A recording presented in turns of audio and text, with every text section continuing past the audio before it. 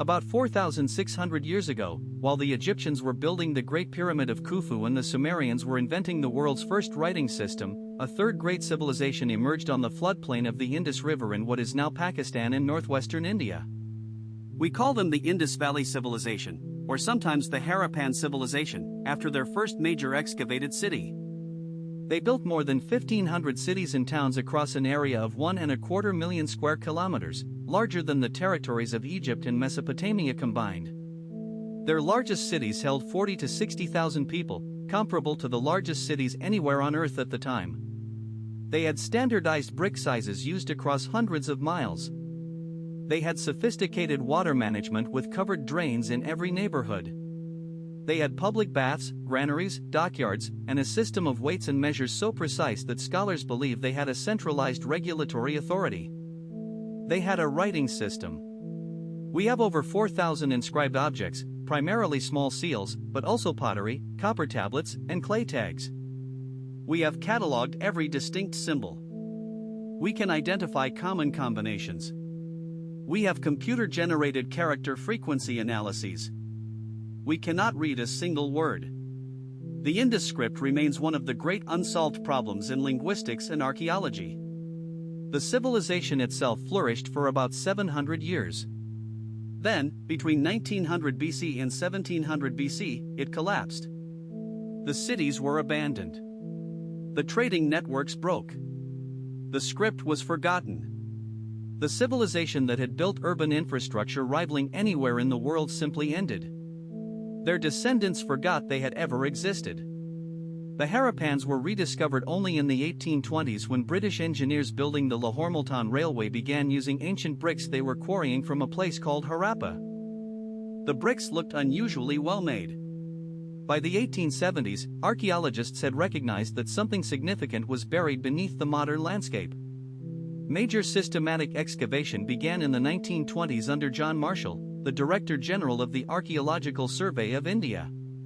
By 1924, Marshall was publishing dramatic accounts of the discovery of an entirely unknown civilization in the Indian subcontinent. The two largest cities are Harappa, in what is now Punjab province in Pakistan, and Mohenjo-Daro, in Sindh province in Pakistan. Both cities were laid out on grids of streets, with planned neighborhoods, public buildings, and residential quarters. The bricks were standardized. The plumbing was extensive. Most houses had bathrooms with brick floors and drains connected to citywide sewer systems. This was, in some ways, urban infrastructure that European cities did not match until the 19th century. Most people lived in 2- and 3-story brick houses. The streets were lined with shops and workshops. Craftsmen produced beautifully made pottery, copper tools, gold jewelry, and woven textiles. Trade extended from Mesopotamia in the west to Central Asia in the north. The Harappans imported lapis lazuli from Afghanistan, copper from southern India, and timber from western Iran. Indus seals have been found in Sumerian and Babylonian cities, and Sumerian objects in Harappan cities.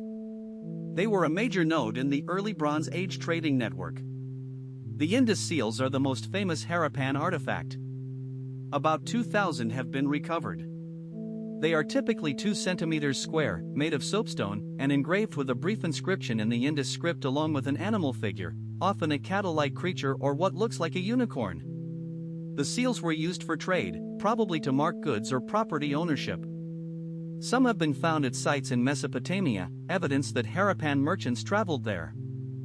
The script itself uses approximately 400 distinct symbols, though many are variants of common forms.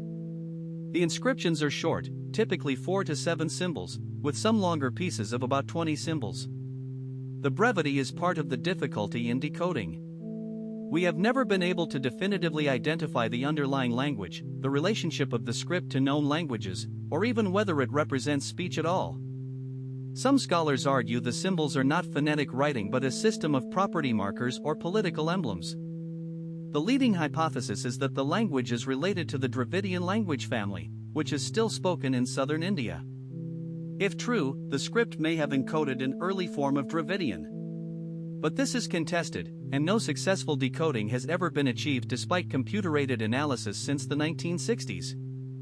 The civilization began to decline around 1900 BC. By 1700 BC, the great cities were abandoned. But collapse was not a